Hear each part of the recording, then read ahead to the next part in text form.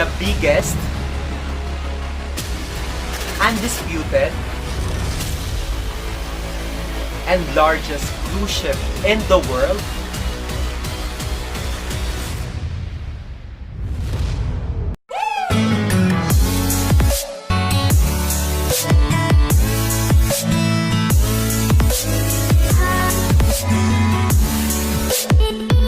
So hi guys! Welcome back again to my channel. So kung di ka pa nakasubscribe, make sure to subscribe and hit the bell button para maging updated ka sa mga videos na i-upload ko. And like mo na rin yung mga video kung nagustuhan mo. And comment ka na rin kung meron kang tanong, suggestion, or reaction about the video. And lastly is don't forget to share para naman makatulong rin sa iba. So, let's go! Kung nasusubaybayan nyo or nakakapanood kayo ng vlog ko or mga pinopost kong video is malalaman nyo na seaman ako or seafarer by profession. Tama ba yun? Well, dahil sa pandemic is alam naman natin yung naging epekto ng COVID-19. So maraming company ang nagsara, establishment, business ang nalugi at isa nga doon yung cruise line industry kung saan ako kabilang na lubhang na apektuhan. Cruise lines have been hit hard, as you know. Bookings and earnings estimates are dropping right along with the stock. Each of the nation's 10 busiest cruise ship ports handle more than 1 million passengers a year. Royal Caribbean and Norwegian have been hit hard, not surprisingly, by the coronavirus. Cruise ship companies have virtually no revenue coming in. Basically, right now, they are in full-on survival mode. Dahil nga sa cruise ship or passenger ako nagtatrabaho, kaya kasama ako doon sa mga walang trabaho or napauwi. Kasi nga, no guest, no work, no pay.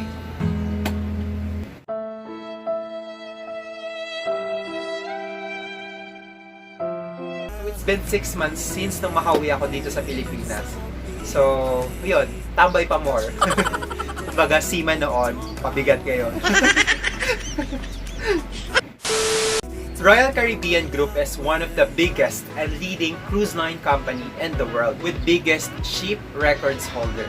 Well, there are 8 classes of Royal Caribbean ships according to their respective sizes. All in all, there are 26 ships. First one is the Empress class, Sovereign class, Vision class, Voyager class, Radiance class, Freedom class, Quantum class, and lastly is the Oasis class.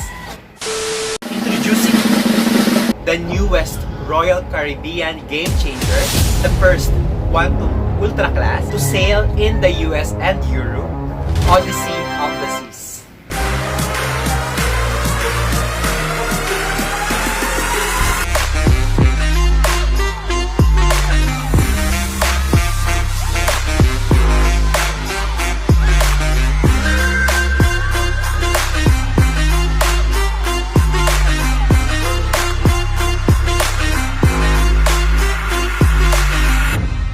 For a total of 27 ships as of this moment.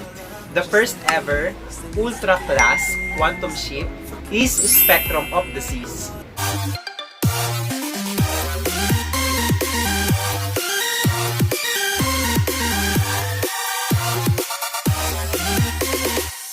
That sail in East Asia. So, trivia muna tayo. Odyssey of the Seas construction started May 3 of year 2019. But due to some accident, like damage by fire May of 2020 and second fire of June of 2020, with some delays due to COVID-19 pandemic, it was about to sail November of this year 2020, but will debut in April of 2021. So now guys, I will tell you the specification ng Odyssey.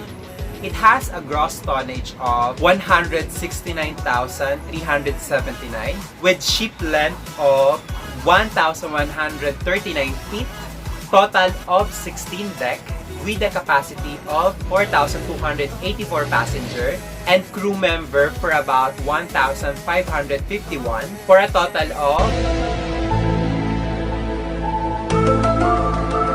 5,835 on board for both passenger and crew member. The builder of the Quantum Ultra Class Odyssey of the Seas is Meyer Werf, I don't know if I pronounced it right, from Papenburg, Germany. building cost approximately 940 million US dollar, guys. If converted to Philippine peso, it was a huge amount actually. Amenities might be Seaplex, the largest indoor place for recreational activities.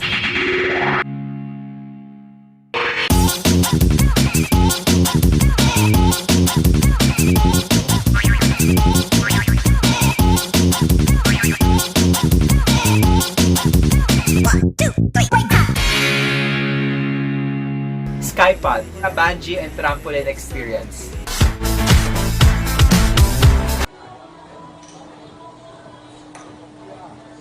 Also includes the Playmaker Sports Bar and Arcade. Reimagine Adventure Ocean Kids.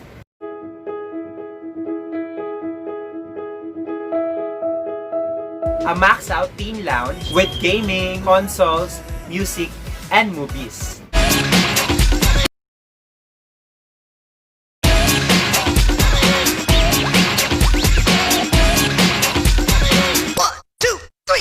It also has a teppanyaki restaurant or the Izumi. Japanese dishes at Izumi are designed to impress with pure, delicate flavors and impeccable presentation. It also has Giovanni's Table, High-aged steaks found anywhere.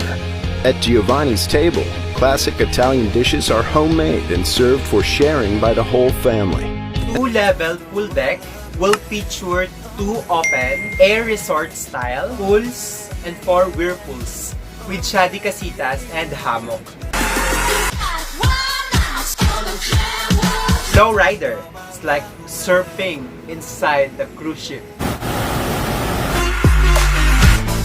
Skydiving, with ripcord by iFly.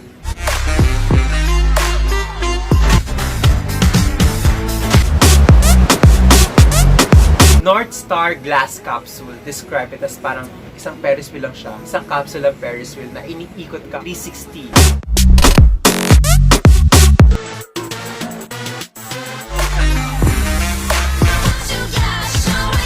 How about bartenders at Bionic Bar?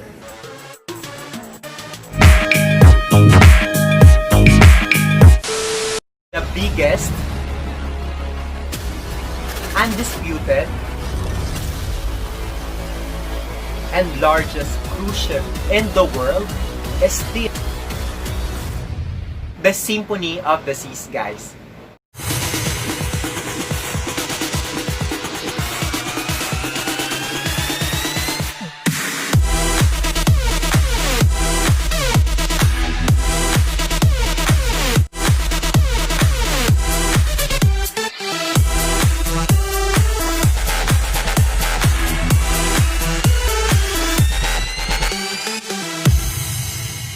If ever the Odyssey of the Seas might be at least top 11 or top 12 out of top 10 biggest cruise ship in the world. Just imagine, guys, the Symphony of the Seas that cost almost 1.35 billion US dollar with capacity of 5,518 passenger at double occupancy with 6,680 maximum passenger. Crew member for about 2,200 to operate the whole cruise ship and do the service as well. Ship length is 1,184 feet and gross tonnage for about 228,001. So try to imagine, guys, the largest cruise ship from the 21st century and the largest cruise ship from the 19th century. It needs to have 6 Titanic to beat the Symphony of the Seas. So again, guys, the largest and biggest cruise ship in the world is the Symphony of the Seas.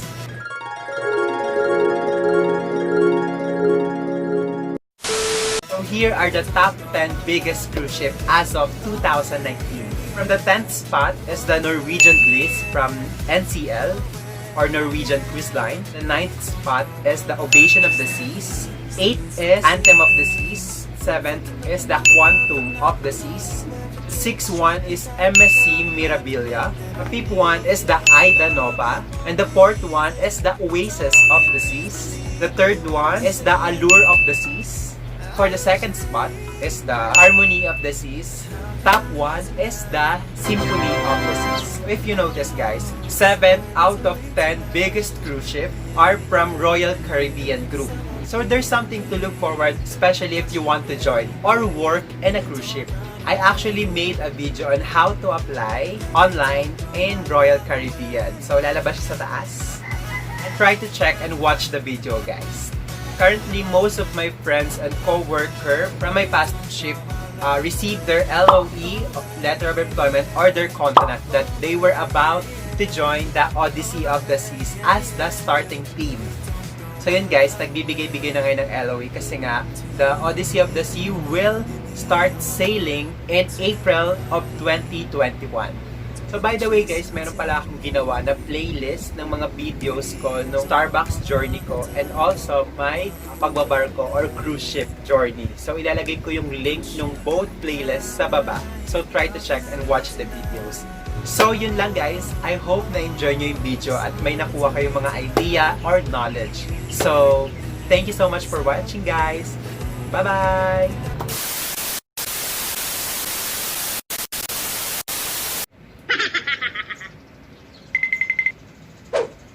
Tama ba yung sinabi?